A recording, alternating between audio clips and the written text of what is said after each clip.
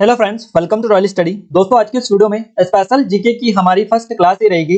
इसमें हम व्यापम के एग्जाम में जितने भी आपके नेशनल लेवल के क्वेश्चंस बनते हैं, यानी कि हिस्ट्री, पॉलिटी, ज्योग्राफी, जितने भी क्वेश्चंस आपके पूछे जाते हैं अलग अलग टॉपिक से, सारे मिक्सअप हम क्वेश्चंस आपके लिए लेकर आए हैं और इसमें टॉप 100 क्वेश्चंस हम कवर करेंगे एमसीक्यू फॉर्मेट में। पूरा आप देख सकते हैं, काफी ज्यादा क्वेश्चंस हमने लिए हैं, सभी क्वेश्चंस इस वीडियो में आपको कवर करवाएंगे। क्लियर है? तो इस वीडियो को पूरा अंत तक जरूर से देखिएगा, काफी इंपॉर्टेंट वीडियो आपका होने वाला है। और ये जो सभी क्वेश्चंस है काफी इंपॉर्टेंट लेवल के हैं जो कि आपके एग्जाम में प्रीवियस ईयर पूछे गए हैं। तो आइए अब हम स्टार्ट करते हैं आज के हमारे शानदार क्लास को। हमारे पहले क्वेश्चन से गाइस, हमारा पहला क्वेश्चन यहाँ पर निकल कर आ रहा है, अकबर द्वारा बनाई गई श्रेष्ठतम इमारतें कहाँ पाई जाती हैं? अकबर द्वारा बनाई गई श्रेष्ठतम इमारतें कहाँ पाई जाती है? सही जवाब रहेगा हमारा यहाँ से ऑप्शन क्या रहेगा यहाँ पर। देखिए, अकबर द्वारा जो बनाई गई सर्वश्रेष्ठ इमारतें जो पाई जाती है, ये फतेहपुर सीकरी में पाई जाती है। कहां पर? फतेहपुर सीकरी में। हमारा डी ऑप्शन इस क्वेश्चन का सही जवाब रहेगा। गाइस, आपको बता दें, हमारा मकर संक्रांति स्पेशल ऑफर चल रहा है और इस ऑफर को आप सभी की डिमांड पर एक दिन के लिए और बढ़ाया गया है। अगर आपने अभी तक एनरोल नहीं किया है किसी भी कोर्स या टेस्ट सीरीज ई बुक में, तो आप कर लीजिएगा। काफी अच्छा स्पेशल ऑफर आपके लिए है और काफी अच्छा गोल्डन चांस भी आपको मिल गया है। कुछ डाउट है, कुछ क्वेरीज है, तो आप हमें नंबर पर कॉन्टेक्ट कर सकते हैं, यहाँ से आपकी पूरी हेल्प की जाएगी। अगला क्वेश्चन है गाइस हमारा, अंतरराष्ट्रीय मुद्रा कोष यानी आईएमएफ का मुख्यालय कहां पर स्थित है? सही जवाब रहेगा इस क्वेश्चन का वाशिंगटन डीसी में। वाशिंगटन डीसी हमारा बी ऑप्शन इस क्वेश्चन का बिल्कुल सही जवाब रहेगा। नेक्स्ट क्वेश्चन है, भारत में किसे बैंकों का बैंक कहा जाता है? तो भारत में जो बैंकों का बैंक कहा जाता है, ये आरबीआई को कहा जाता है, ये रिजर्व बैंक ऑफ इंडिया यानी भारतीय रिजर्व बैंक को कहा जाता है। तो हमारा बी ऑप्शन इस क्वेश्चन का सही जवाब रहेगा। आपने अगर एप्लीकेशन को अभी तक डाउनलोड नहीं किया तो एप्लीकेशन को डाउनलोड कर लीजिएगा, डिस्क्रिप्शन में आपको लिंक मिल जाएगी। नेक्स्ट क्वेश्चन है, निकट दृष्टिदोष से पीड़ित व्यक्ति में के चश्मे में कौन सा लेंस प्रयोग किया जाता है? तो निकट दृष्टिदोष से पीड़ित व्यक्ति के चश्मे में जो लेंस प्रयोग किया जाता है, उस लेंस का नाम अवतल लेंस है। अवतल लेंस है, आप याद रखिएगा। सी ऑप्शन इस क्वेश्चन का सही जवाब रहेगा। गाइस, हमारे ये कुछ ऑनलाइन कोर्सेस है, जैसे कि पटवारी की टेस्ट सीरीज है, आबकारी आरक्षक एमपी जीके की, और इसके अलावा हमारी ई बुक है 2022 की मध्य प्रदेश करंट अफेयर की, जनवरी से दिसंबर तक की। तो इन सभी की लिंक डिस्क्रिप्शन में डली है, आप चेकआउट कर लीजिएगा। काफी अच्छे स्पेशल ऑफर इन पर चल रहा है। हमारा अगला क्वेश्चन है गाइस, ध्वनि ऊर्जा को विद्युत ऊर्जा में परिवर्तित करने वाले यंत्र का नाम आपको बताना है, क्या होता है? तो ध्वनि ऊर्जा को विद्युत ऊर्जा में जो यंत्र परिवर्तित करता है, इसका नाम होता है माइक्रोफोन। ध्वनि को विद्युत में जो ट्रांसफॉर्म करता है, परिवर्तित करता है, इसको माइक्रोफोन बोला जाता है। तो माइक्रोफोन हमारा सी ऑप्शन सही जवाब रहेगा। अगला क्वेश्चन है, निम्नलिखित में से कौन सी घटना प्रकाश और ध्वनि दोनों में घटित होती है? तो ये जो घटना है प्रकाश और ध्वनि दोनों में घटित होती है, ये जो घटना है इसका नाम होता है ध्रुवन। ध्रुवन हमारा बी ऑप्शन इस क्वेश्चन का बिल्कुल सही जवाब रहेगा।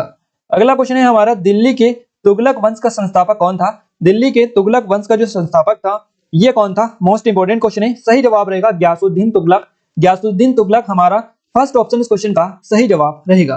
क्लियर है? अगला क्वेश्चन है हमारा, मगध साम्राज्य की प्रथम राजधानी कौन सी थी? मगध साम्राज्य की प्रथम जो राजधानी थी, ये गिरिव्रज थी। गिरिव्रज ये थी। सी ऑप्शन इस क्वेश्चन का सही जवाब रहेगा। गाइस, हम आपको बता दें, गारंटी दे सकते हैं, कोई भी इतने जरूरी लेवल के क्वेश्चंस आपको नहीं करवाएगा।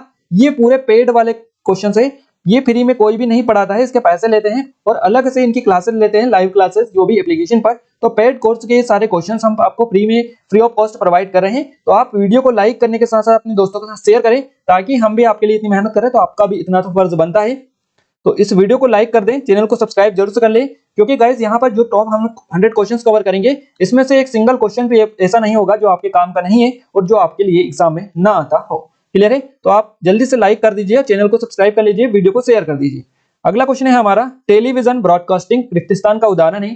टेलीविजन ब्रॉडकास्टिंग जो उदाहरण है, ये सिंप्लेक्स का है। सिंप्लेक्स यहाँ से हमारा सी ऑप्शन बिल्कुल सही जवाब इस क्वेश्चन का रहेगा। नेक्स्ट क्वेश्चन की ओर आगे बढ़ते हैं। अगला क्वेश्चन है, कई लोग अपनी व्यक्तिगत साइट बनाते हैं जिन्हें वेब ब्लॉग्स या फिर रिक्तिस्थान कहा जाता है। तो कई लोग अपनी व्यक्तिगत साइट बनाते हैं जिन्हें वेब ब्लॉग्स अथवा रिक्तिस्थान कहा जाता है, तो इसको ब्लॉग्स बोला जाता है। ब्लॉग्स इसको बोला जाता है, क्या बोला जाता है? वेब ब्लॉग्स या ब्लॉग्स इसको बोला जाता है। तो हमारा बी ऑप्शन यहाँ से भी सही जवाब रहेगा। नेक्स्ट क्वेश्चन है, कंप्यूटर जो कि यूजर्स के लिए पोर्टेबल तथा कहीं ले जाने में सुविधाजनक होते हैं, उनको क्या बोला जाता है? उनको बोला जाता है लैपटॉप। लैपटॉप उनको बोला जाता है जो कंप्यूटर जो यूजर के लिए पोर्टेबल हो और कहीं भी ले जाने में सुविधाजनक हो, उसको लैपटॉप के नाम से जाना जाता है। तो हमारे यहाँ से बी ऑप्शन इस क्वेश्चन का सही जवाब रहेगा। और ये काफी इंपॉर्टेंट लेवल के क्वेश्चन है जो कि आपकी जीके में भी आते हैं। अगला क्वेश्चन है, एक ऑपरेटिंग सिस्टम का प्राथमिक कार्य क्या है? एक ऑपरेटिंग सिस्टम का प्राथमिक कार्य क्या होता है? तो प्रोसेस प्रोसेसर जो मैनेजमेंट प्रणाली होती है, तो ये होता है प्रोसेसर मैनेजमेंट प्रणाली एक ऑपरेटिंग सिस्टम का प्राथमिक कार्य होता है। हमारा ऑप्शन बी करेक्ट आंसर रहेगा। अगला क्वेश्चन है गोविंद महल जो हिंदू वास्तुकला का अप्रतिम उदाहरण है, ये कहां पर स्थित है? गाइस गोविंद जो महल है ये दतिया में देखने को मिलता है। कहां पर? दतिया में ये स्थित है। हमारा फर्स्ट ऑप्शन सही जवाब रहेगा।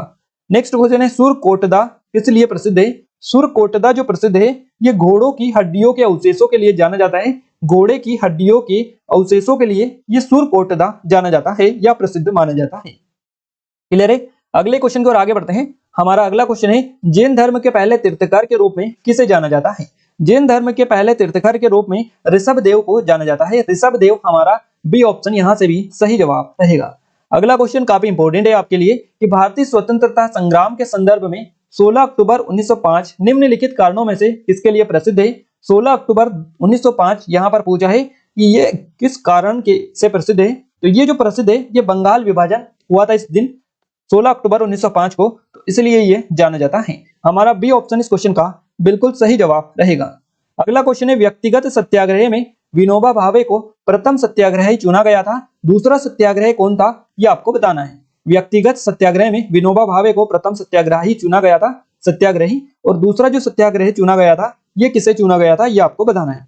सही जवाब रहेगा सरदार वल्लभ भाई पटेल। हमारा ऑप्शन नंबर डी इस क्वेश्चन का बिल्कुल करेक्ट आंसर रहेगा। अगला क्वेश्चन है निम्नलिखित में से कौन सा एक निर्वाचन आयोग का कार्य नहीं है? इनमें से आपको बताना है कि निर्वाचन आयोग का इनमें से एक कार्य नहीं है और वो कौन सा नहीं है। सही जवाब रहेगा, देखिए यहाँ पर हमारा जो करेक्ट आंसर इस क्वेश्चन का रहेगा ये रहेगा उम्मीदवारों का चयन करना। उम्मीदवारों का चयन करना ये निर्वाचन आयोग का कार्य नहीं है। बाकी निर्वाचन क्षेत्रों का परिसीमन करना, राजनीतिक दलों को मान्यता देना और उपचुनाव को करवाना, ये जो सभी है ये निर्वाचन आयोग के काम है। बाकी उम्मीदवारों का चयन करना ये निर्वाचन आयोग का कार्य नहीं होता है। तो हमारा क्या रहेगा? सी ऑप्शन करेक्ट आंसर रहेगा। अगला क्वेश्चन है राष्ट्रपति पद के लिए निर्वाचन हेतु कौन सी पद्धति अपनाई जाती है? तो राष्ट्रपति पद के लिए जो निर्वाचन हेतु पद्धति अपनाई जाती है इसको समानुपातिक प्रतिनिधित्व एवं एकल संक्रमणी मत पद्धति या प्रणाली इसको बोला जाता है। तो हमारा डी ऑप्शन यहाँ से सही जवाब रहेगा।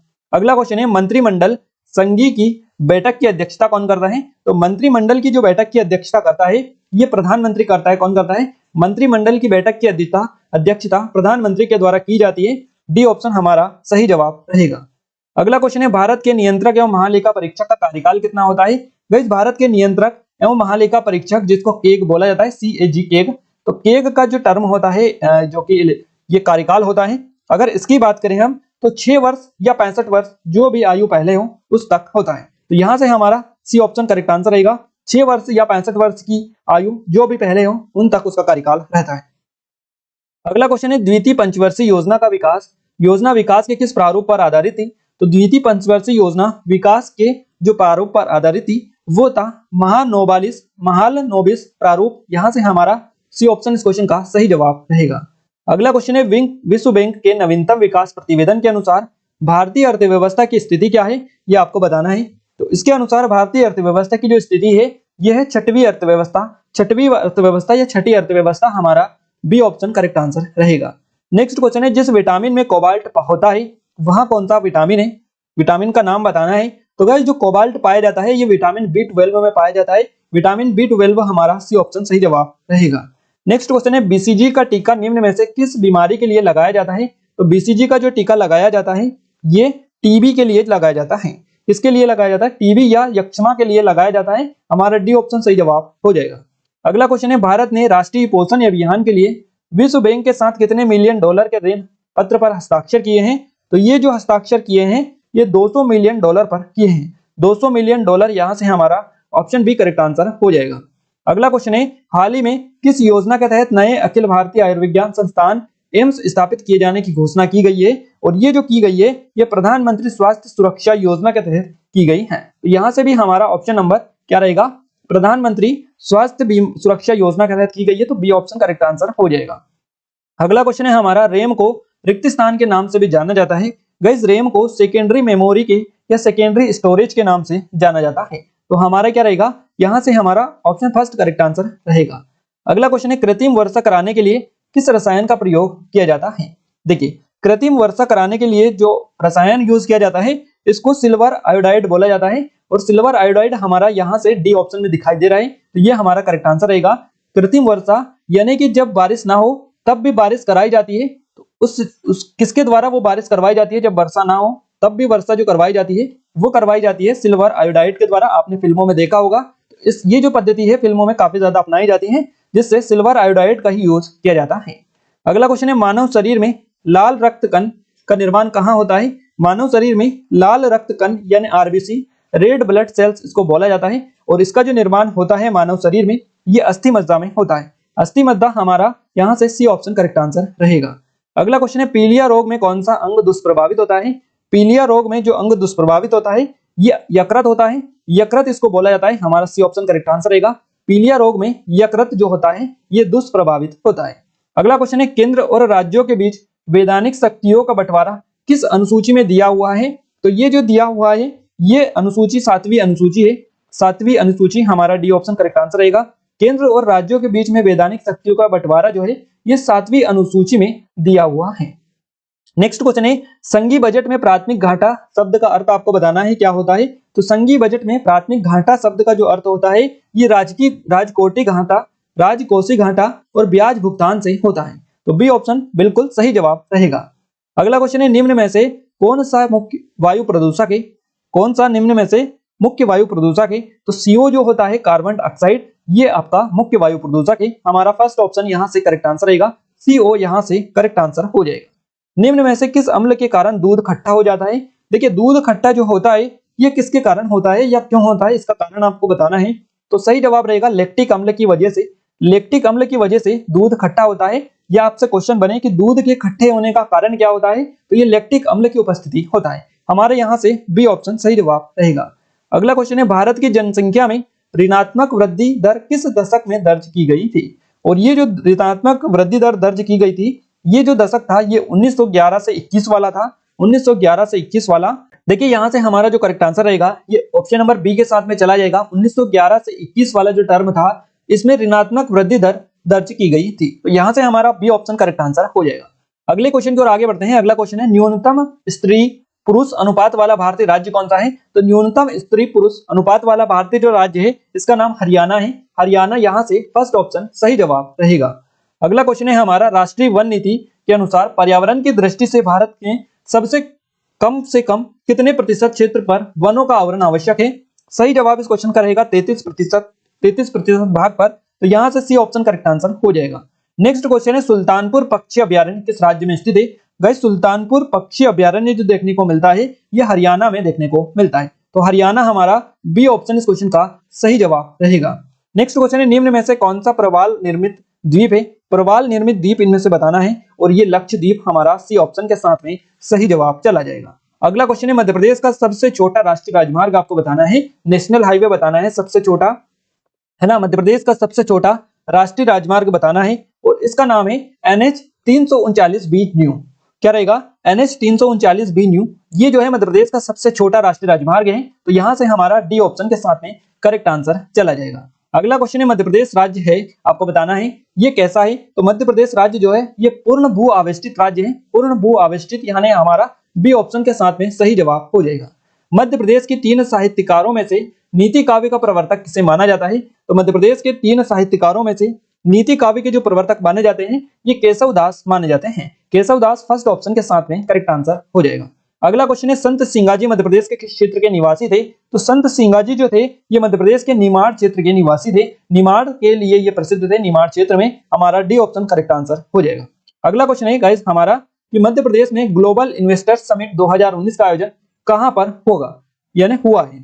तो मध्य प्रदेश में ग्लोबल इन्वेस्टर्स समिट 2019 का जो आयोजन हुआ है ये कहां पर हुआ है ये आपको बताना है। ये इंदौर में हुआ है। इंदौर हमारा फर्स्ट ऑप्शन इस क्वेश्चन का सही जवाब रहेगा।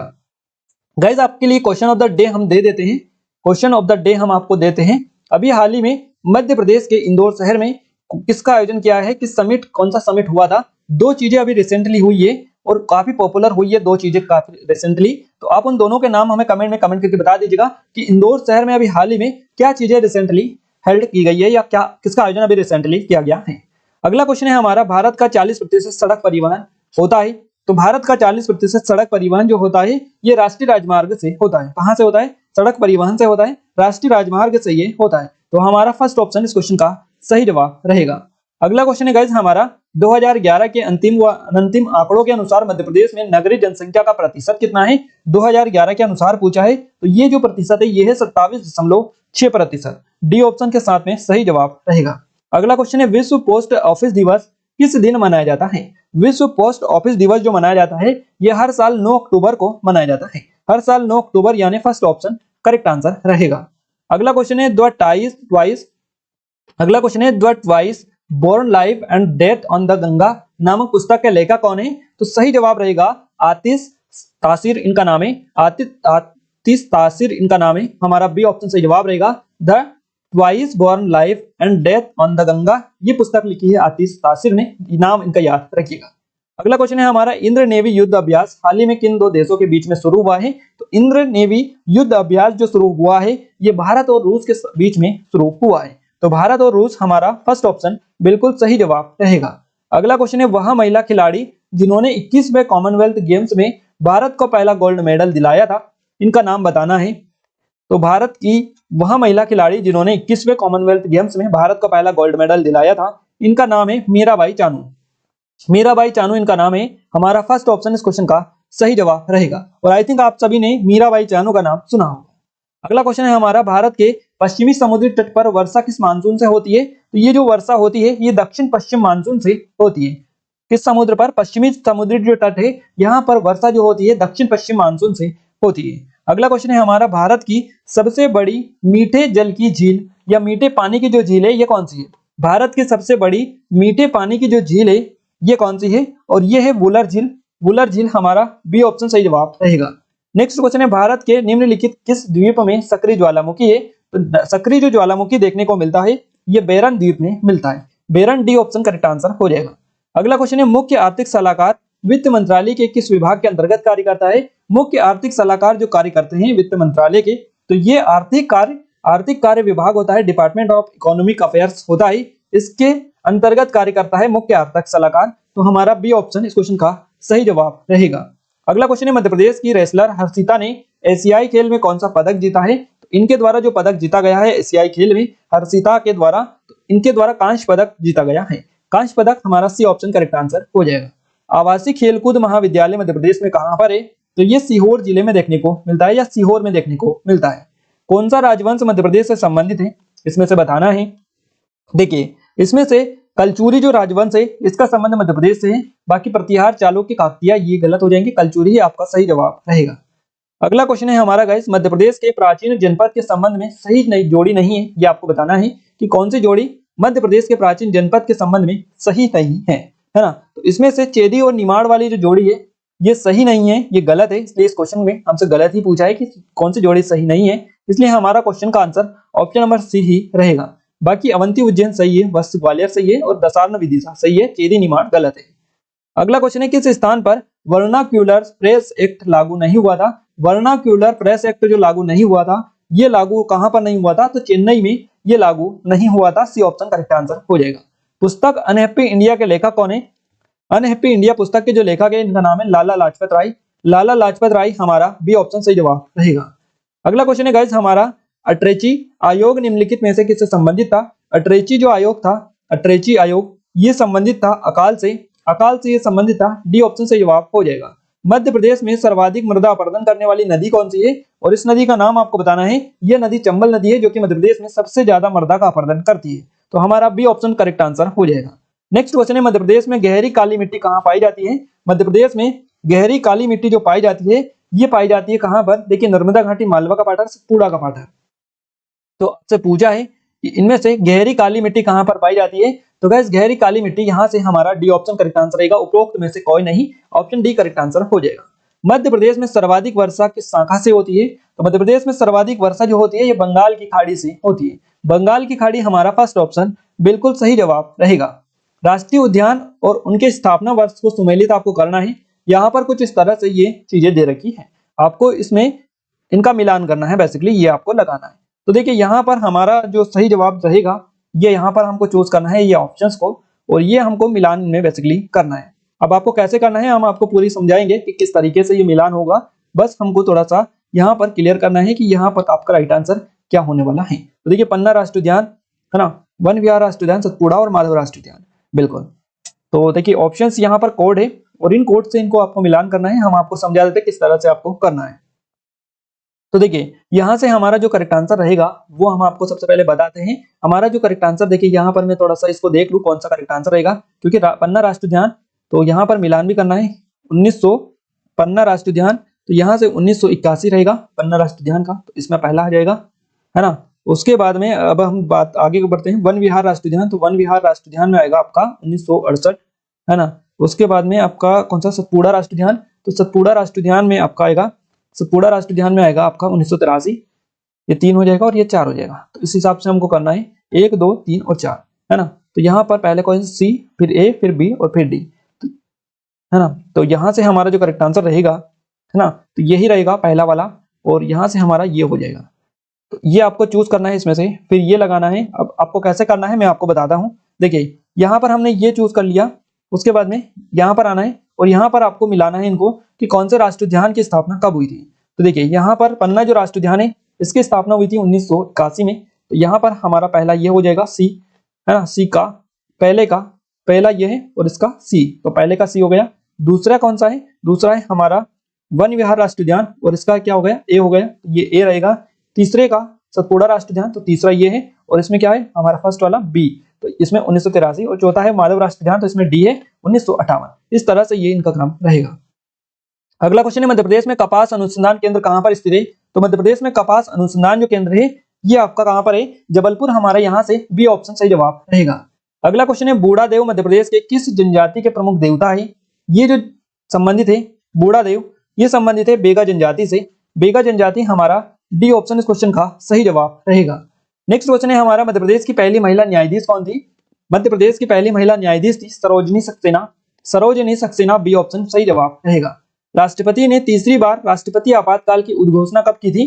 तो राष्ट्रपति जी के द्वारा तीसरी बार राष्ट्रीय आपातकाल की जो उद्घोषणा की गई थी ये 25 जून को इन्होंने की थी, 25 जून को 1975 में, सी ऑप्शन सही जवाब रहेगा। पंचायती राज का प्रधान लक्ष्य क्या होता है। पंचायती राज का प्रधान जो लक्ष्य क्या है, ये जो इनका जो लक्ष्य है मेन, ये है ग्राम वासियों में शक्ति का विकेंद्रीकरण। तो यहां से हमारा क्या रहेगा, ग्राम वासियों में शक्ति का विकेंद्रीकरण, यहां से हमारा ऑप्शन सी इस क्वेश्चन का सही जवाब रहेगा।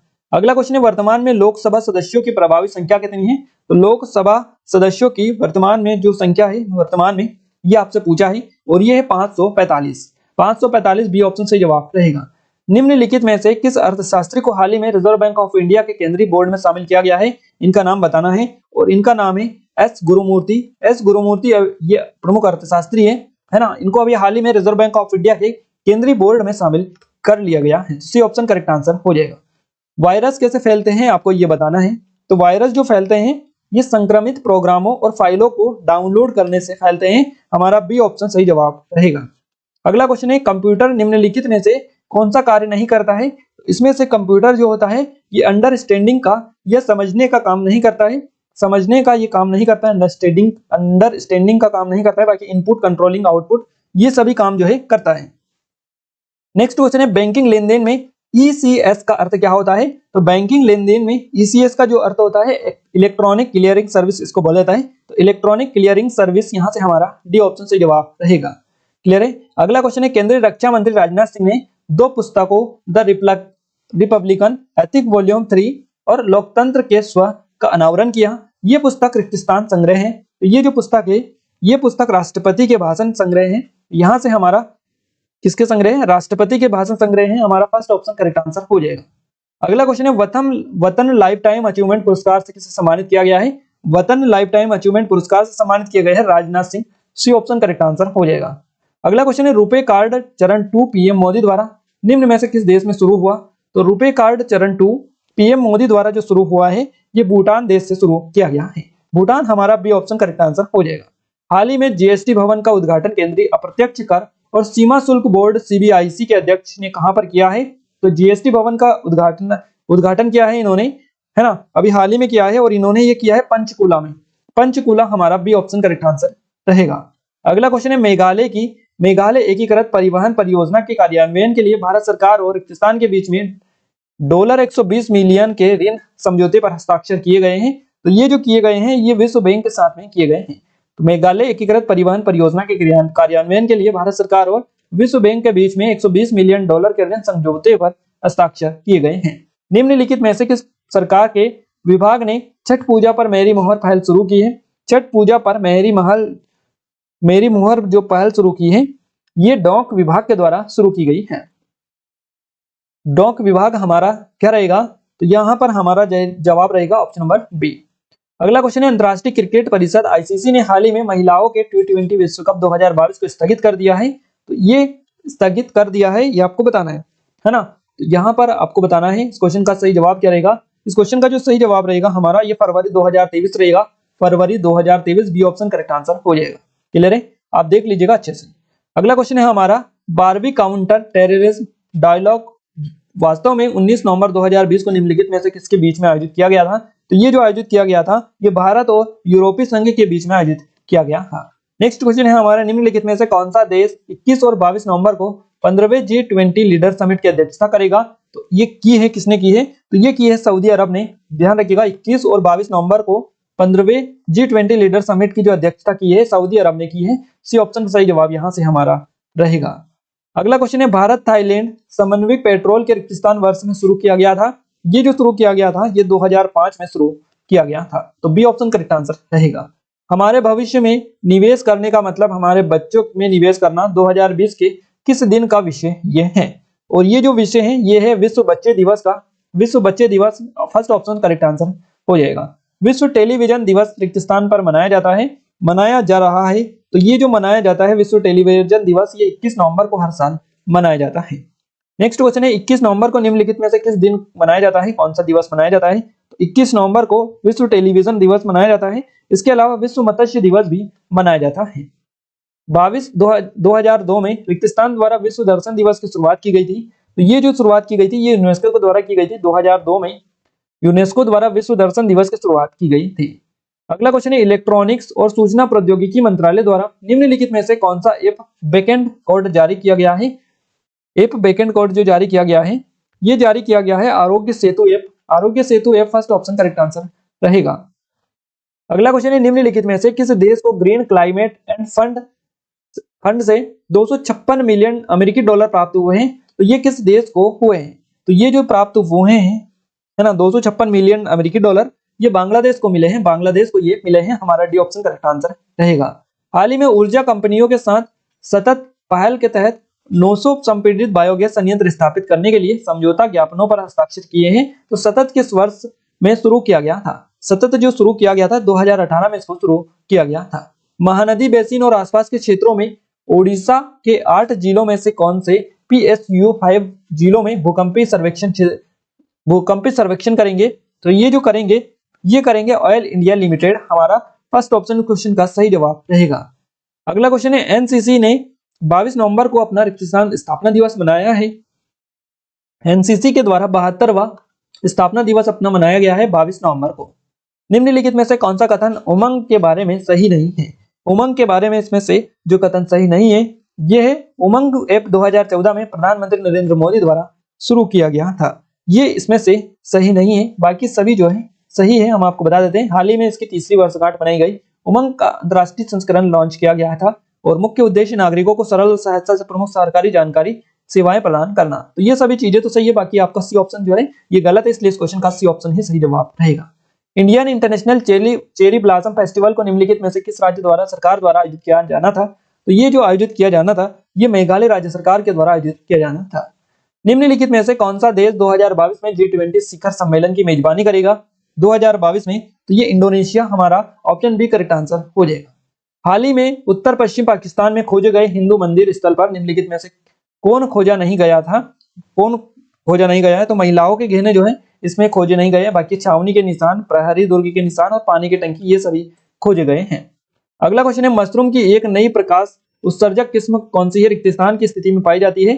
तो ये जो पाई जाती है ये मेघालय में पाई जाती है। मशरूम की एक नई प्रकाश उत्सर्जक किस्म मेघालय की स्थिति में पाई जाती है। तो मेघालय हमारा फर्स्ट ऑप्शन इस क्वेश्चन का सही जवाब रहेगा।